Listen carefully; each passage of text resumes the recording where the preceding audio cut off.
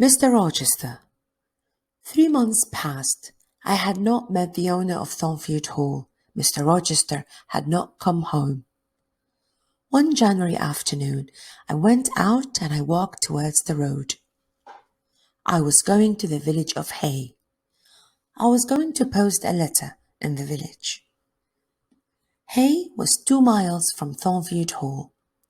The day was fine, but it was very cold. I walked quickly and soon I was near the village. Suddenly,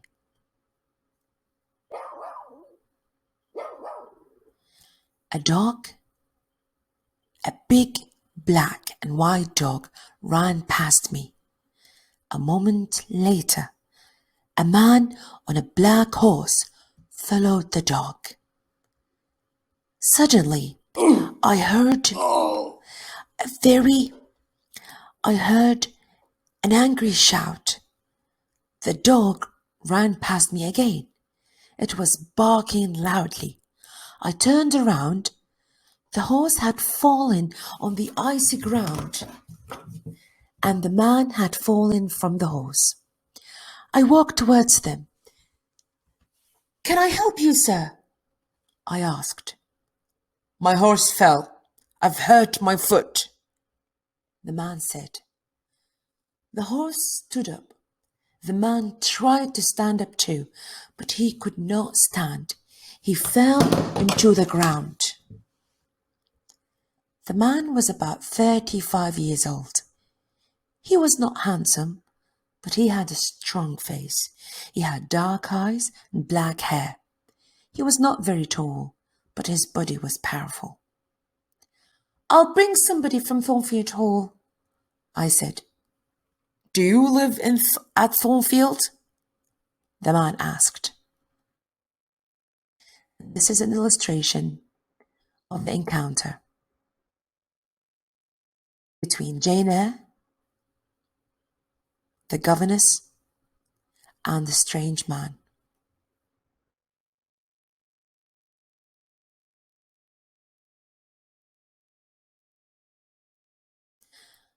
"I am the governess," I replied. "Ah, yes, the governess. Help me, please."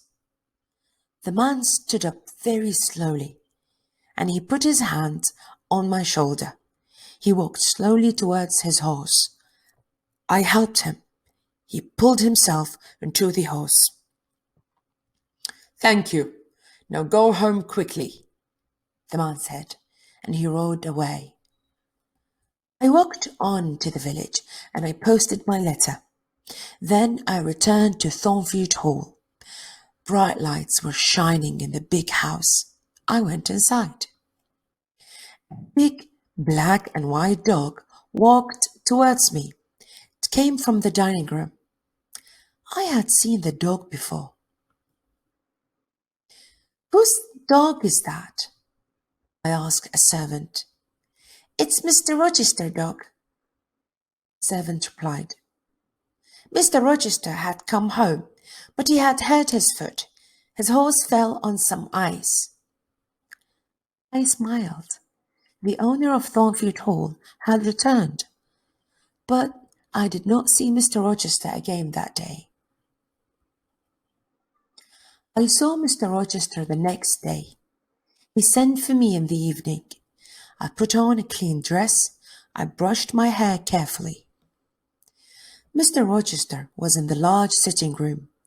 He was sitting in a big chair. His right foot was on a small chair. Mrs. Fairfax and Adele were sitting with him. "This is Miss Eyre, sir," Mrs. Fairfax said. Mr. Rochester looked at me. He did not smile. Mr. Rochester.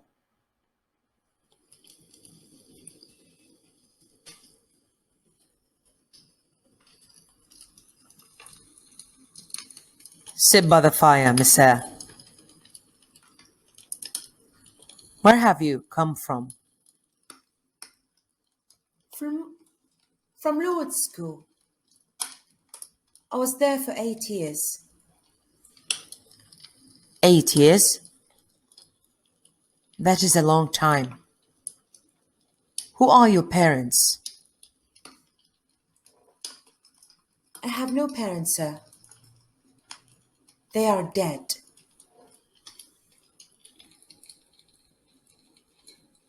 But where is your home, Mr. Mr. Rochester asked.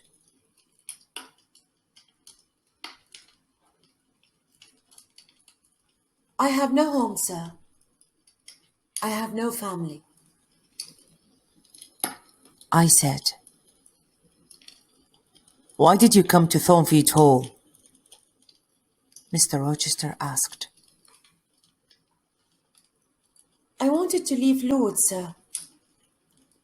I put an advertisement in a newspaper. Mrs. Fairfax replied to my advertisement. Yes, I did. Mrs. Fairfax said. Miss Eyre is a good teacher, Mr. Rochester. Mr. Rochester smiled for the first time. You're very young, Miss Eyre. I'm 18, sir. Mr. Rochester smiled again. He did not ask me more questions.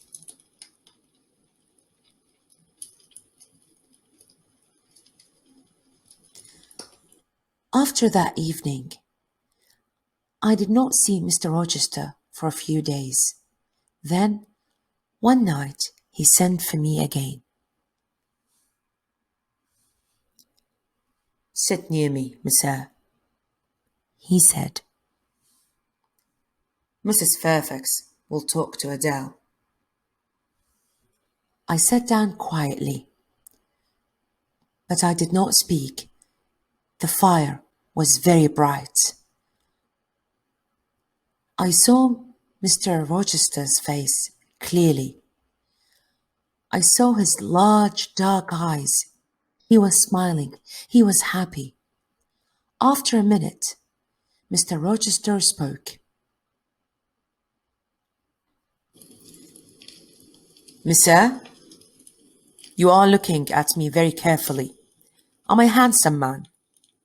No, sir. You speak the truth, Miss Eyre. Look at me again. Am I a kind man? No, sir. You are smiling now. But you're not always kind. That's true. I have had a difficult life. I have met bad people. I've been a bad person myself. Now Thornfield Hall is my home. But I hate this house. You are very young, Miss Eyre. You cannot understand me. You are right. I don't understand you, sir. I said. I stood up.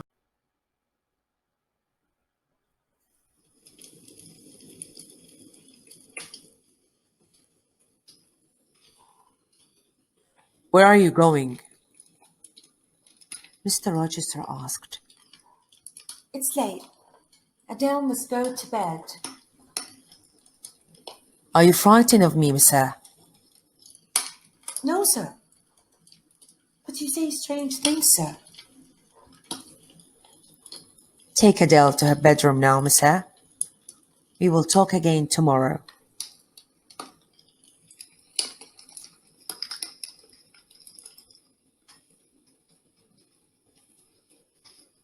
After that night, we talked together many times. Mr. Rochester was an interesting man, but he was a strange man too. I often thought about him. Why does Mr. Rochester hate Thornfield?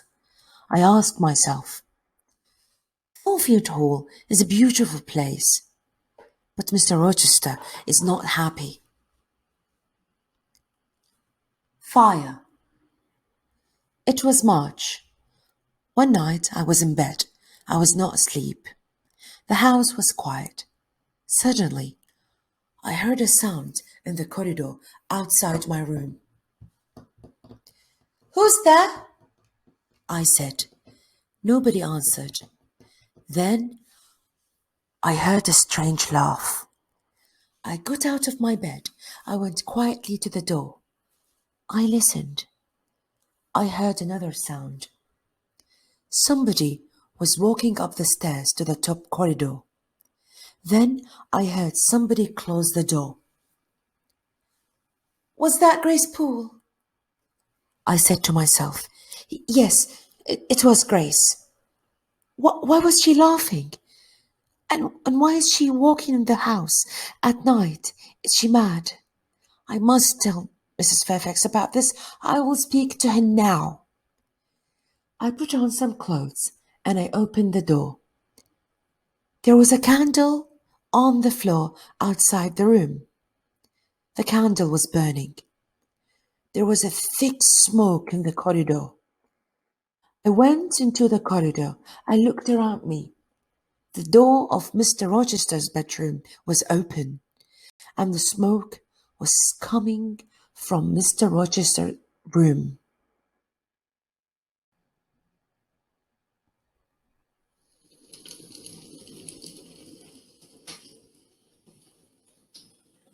I ran into the room.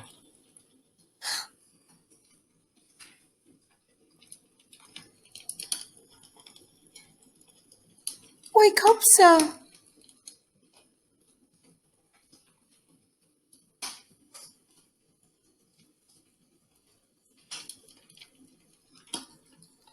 "What happened, Jane?" "There was a fire, sir. Grace Poole tried to kill you."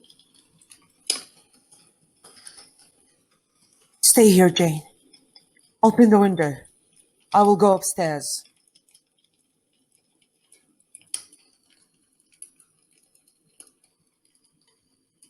I sat in a chair by the window. Time passed. At last, Mr. Rochester returned. Please don't worry, Jane. Grace Poole is a strange woman, but she won't hurt anybody tonight. I stood up. "Good night, sir." Mr. Rochester held my hand. He looked at me and he smiled. Thank you, my dear friend. You saved my life tonight, Jane. "Good night, sir." I did not see Mr. Rochester the next day. He did not send for me. In the evening, I went down to Mrs. Fairfax's sitting room. The housekeeper was looking out of the window. "The weather has been good today," Mrs. Fairfax said. "Mr. Rochester had a good day for his journey." "His journey? Where has he gone?" I asked. I was very surprised. "He has gone to Ingram Park. Mr. Rochester will stay there for a week or more. He has many friends. All his friends will be at Ingram Park this week."